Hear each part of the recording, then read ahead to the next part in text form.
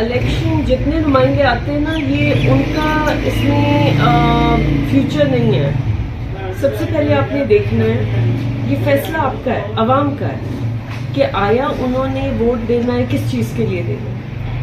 इस मुल्क को बाकिरदार लोगों की ज़रूरत है, इस मुल्क को ऐसे लोगों की ज़रूरत है जो इसका तहफ़्फ़ुज़ जानते हो कैसे करना है, पढ़े लिखे लोगों की ज़रूरत है, असेंबलियों में बैठ के वक्त ज़ाया करने वालों की ज़रूरत है या काम करने वालों की ज़रूरत है।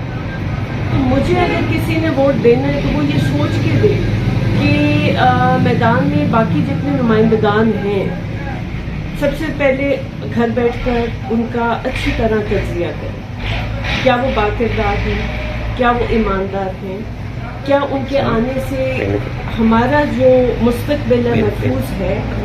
अगर तो आपको जो भी उनमें से काबिल लगे उसको वोट करें।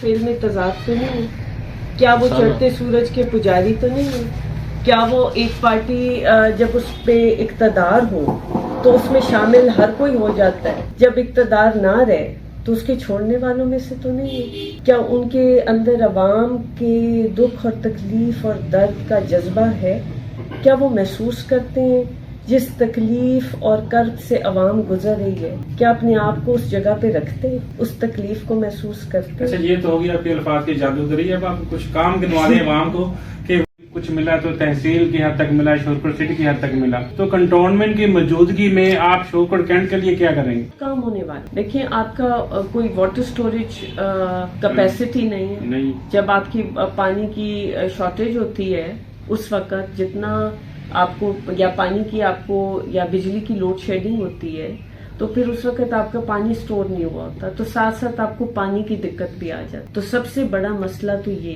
कि यहाँ पर आपके वाटर स्टोरेज टैंक्स बने। और जब मैं 2013 में आखिरी इलेक्शन था ना मेरा, मतलब आखिरी से मुराद ये कि उसके बाद तो आई लॉस्ट, तो मेरा PC1 तैयार, मेरा PC1 तैयार था फॉर 2 किस्म के स्टोरेजेस के, ठीक है जी। मगर वो बदकिस्मती, हमारे पंजाबी में कहते हैं शूमी किस्मत कि वो आई लॉस्ट द इलेक्शन, वो प्रोजेक्ट वहीं रह गया, ख़त्म हो गया। फिर इधर जैसे आपने फरमाया है अच्छी हॉस्पिटल्स और तालीम के इदारे, और ये सारे रातों रात नहीं होंगे, mind you, it will take time.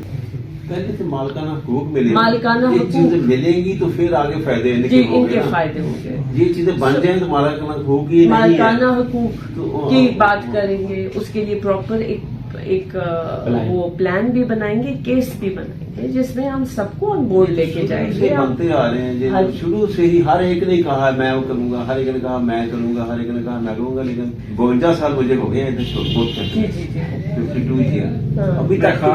इनके वालिद साहब की बात करूँ कि वो हर तकरीर में एक फाइल होती थी उनके पास कि मेरे आंसू भी इसके ऊपर गिरे, मैं शोरकोट की आवाम के लिए इतना वर्क कर रहा हूँ, लेकिन वो ताहाल वो हमारे शोरकोट की आवाम के मालिकाना हुकूक उन तक नहीं पहुँच पाए। तो इस सिलसिले में आप क्या किरदार अदा करेंगे? इस सिलसिले में जो आपके वादा था वो आप पूरा करेंगे? इस सिलसिले में जो स्टेक होल्डर्स है ना जी, वो government of Punjab, cantonment board, defence, ये सब इदारों के साथ बातचीत करके अफाम और तफहीम के साथ एक मजबूत केस बनाकर, ताकि सब इदारे इसमें शामिल और फिर उनसे बातचीत हो, बड़े तरीके से हो, तो फिर इंशाल्लाह ये एक अच्छा उसका नतीजा निकलेगा। और आप ये देखेंगे कि मैं अगर बनी तो मैं ये कोशिश आपके सामने करूँगी, आप देखेंगे फिर इंशाल्लाह अल्लाह ताला। देखिए मैंने पहले भी आपसे कहा है कि ज़ात करने वाली वो अल्लाह की बैठी, हमारा काम है कि हम पूरी अपनी पूरी एफर्ट। तो इन इदारों से जब तक मैंने अभी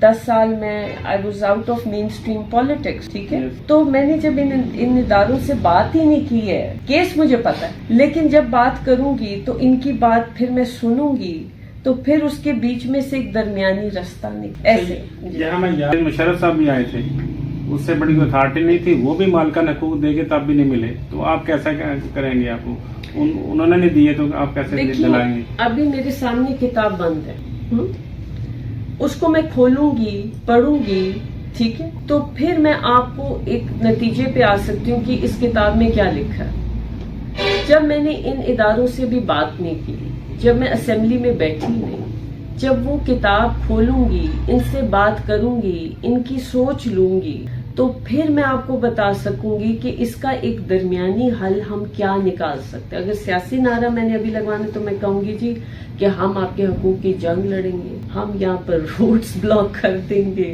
ہم کنٹونمنٹ بورڈ سے احتجاجی سیاست سے منوائیں گے, اس سے ملک اور قوم کا نقصان.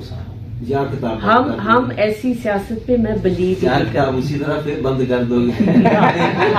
ہاں ایگزیکٹلی, وہ پھر اسی طرح وہ چیز جو ہے وہ آپ کا ایک ریئیکشنری پالیٹکس میں ہو جائے گا اور وہ سارا کام آپ کا بنا ہوا بھی خراب ہو جائے گا. ابھی آپ نے بات کی لیکن یہ شور کوٹ کے مسائل تو کھلی کتاب ہے, سب کو پتہ ہے کیا حقوق کی ملکیت ایک آپ سمجھ لیں ایک لیگل ڈاکیومنٹ ہوگا, لیگل ڈاکیومنٹ.